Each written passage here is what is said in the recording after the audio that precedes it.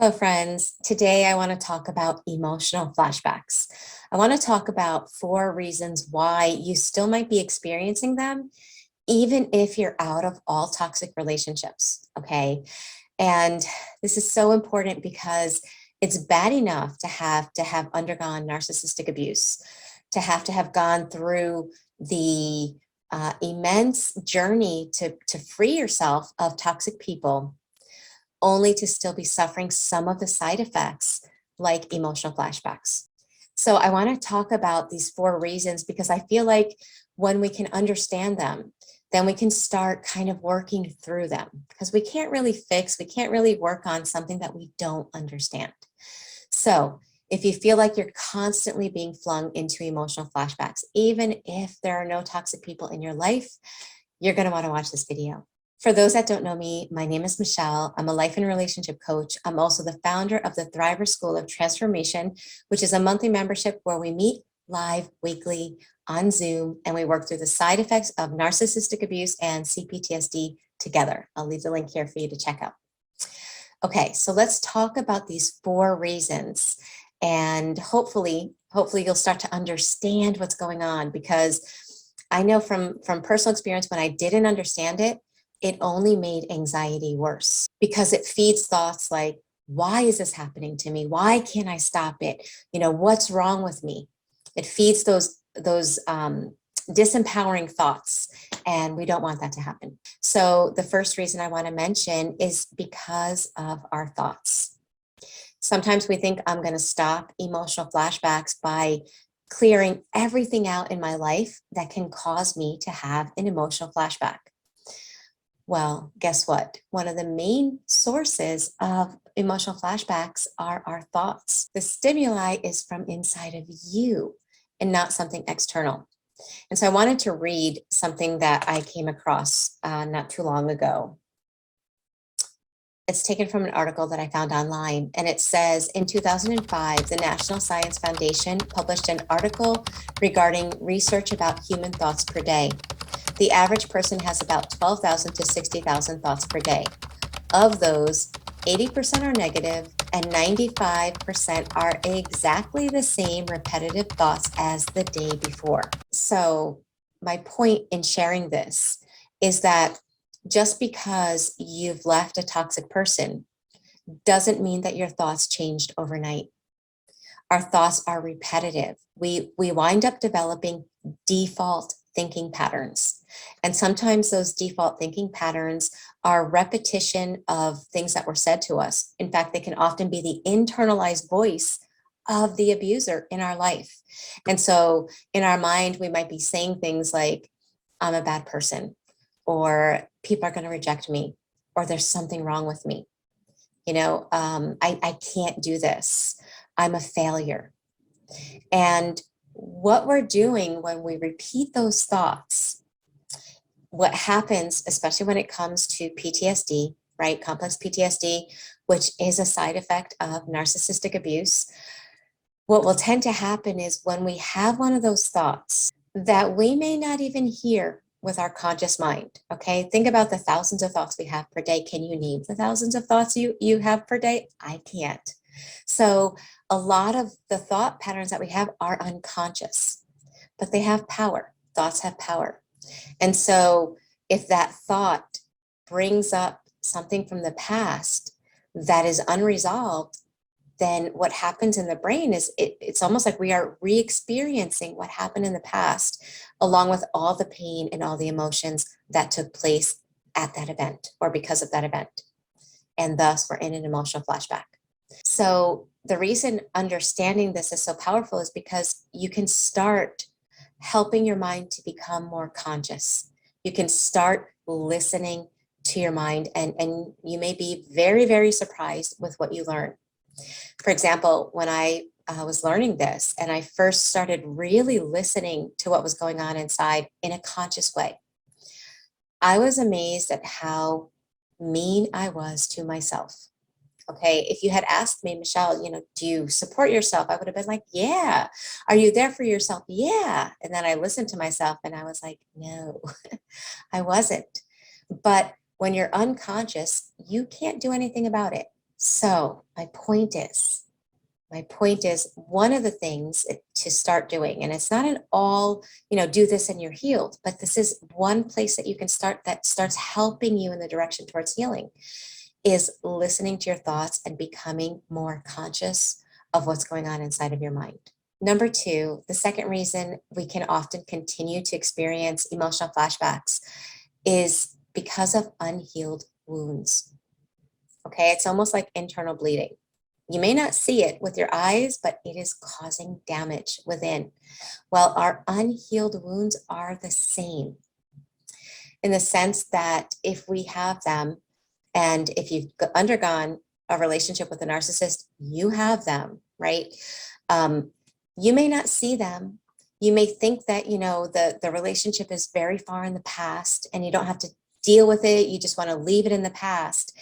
The problem is if you have suppressed emotions and invalidated pain, which means you were in a relationship with somebody where you experienced a lot of pain repeatedly over and over, emotional abandonment, rejection, your self-esteem was chipped away at, and there was never any reconciliation and there was never any working through the problem. Because with a narcissist, you can't work through the problem, right? Because their perspective is they've done nothing wrong. And if you're feeling pain, it's somehow your fault. So as a result, you tend to suppress. You suppress the pain that they're inflicting. You suppress the pain of their rejection. You suppress your desire for reconciliation, because the more you want them to reconcile with you, the more painful it is because they refuse to do that. That causes you to feel angry that somebody's treating you that way. And anger is, the bodyguard of pain. So you feel a lot of anger, but if you're angry, they're even more angry. So you have to suppress your anger. And then you have resentment because you're frustrated. Your inner self is frustrated that you're being mistreated.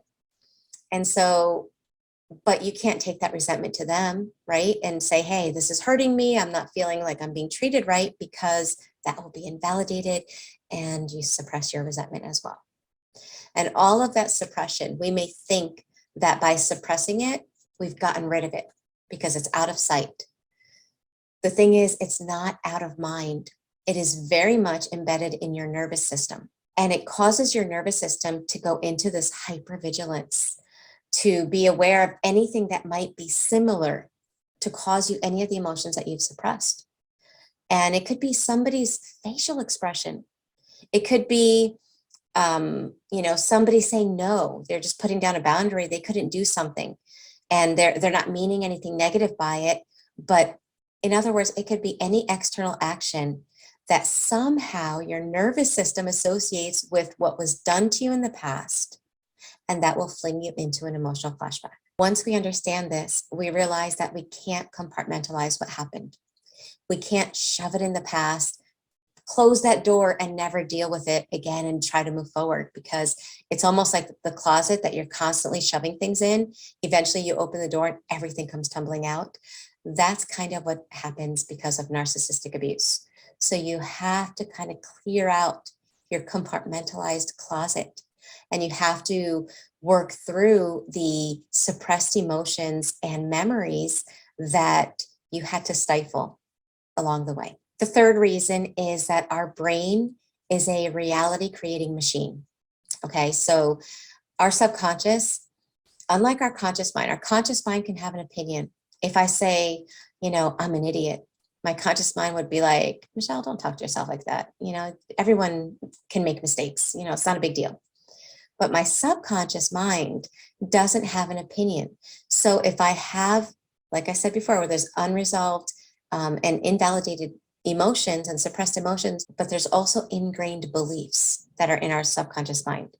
And if we don't weed those out, and if we don't upgrade them, then the brain is designed to try to help you to make them your reality. So just to give you an example, if I have a belief there's something wrong with me, then my brain will actually look for circumstances where I recreate that, or I live that belief out so that it reaffirms my reality back to me. Now, when I first heard that, I didn't believe it. But when I actually was honest with my life I couldn't deny it, right? So the way this works with emotional flashbacks is, again, emotional flashbacks are unhealed wounds, right? They are the pains from the past.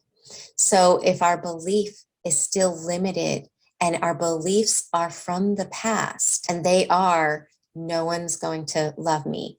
No one, if I show the real me, then people are going to reject me because maybe your family rejected you when you were yourself, your parents or your spouse. And so you have this belief. So then you're trying to live your life now because you have all toxic people out of your life. And on a conscious level, you know that every single person in the world is allowed to be their authentic self. So you start trying on a conscious level to live that reality. But if your subconscious belief still has that belief that it's dangerous and it's not safe, when you are starting to be your authentic self, it opens the door to that old belief and all of the evidence that supports that old belief. And that is like re-experiencing the memories and what happened that caused and created the belief. So in order to not continually be flung into emotional flashbacks, we have to do a subconscious belief update. Okay, that's really important. We can't have different external experiences if our internal stays the same. And the last reason I'm going to mention has to do with the brain as well. In fact, so much of recovery after narcissistic abuse has to do with learning about the brain and rewiring the brain and the nervous system. But the last thing I want to mention is the fact that as a coping skill, your brain prefers if you focus on the negative. And if you focus on the narcissist, and if you focus on what happened to you, if you continue to focus on the story over and over, and then he did this, and then she did this, and this happened, and that happened, and that happened, in all the detail that tends to happen, right? When we're stuck in those emotional flashbacks, we can recall in so much detail exactly what they said, when they said it, how they said it, what they were wearing when they said it. That's what the brain pays so much attention to. And in a way, it thinks it's helping you. Because if you're focusing on the narcissist and on the story, you're not feeling the pain that's in your body that they created.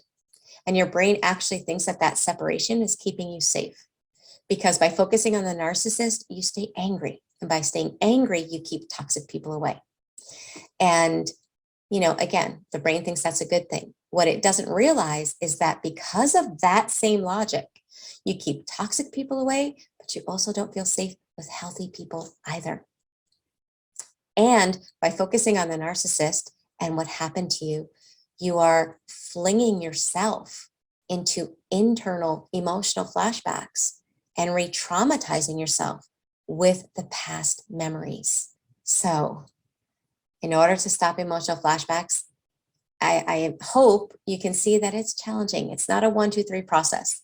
It's not, and I watched a video and boom, I no longer have flashbacks. I wish it was that easy. And I'm not trying to be negative or discourage anybody because I'm a big believer in the fact that you can overcome them. If I can do it, anybody can do it. Okay, but I also want to be realistic. It is something that you have to give yourself patience and time, and you have to learn what is helping you to overcome them and what might be accidentally flinging you back into them or keeping you in patterns that continue to recreate them. So if you are interested in CPTSD recovery, in working through the side effects of complex PTSD so that you don't live with these symptoms forever, make sure you subscribe to my channel, hit the bell icon because that's what my channel is geared towards. And if you want live weekly assistance, because in the videos, they're great, they give great information, but you don't have that back and forth and you don't have support from other people that are in the same situation or a similar situation. So if you can benefit from a group community that meet live and do the work together, there's the link for the Thriver School of Transformation.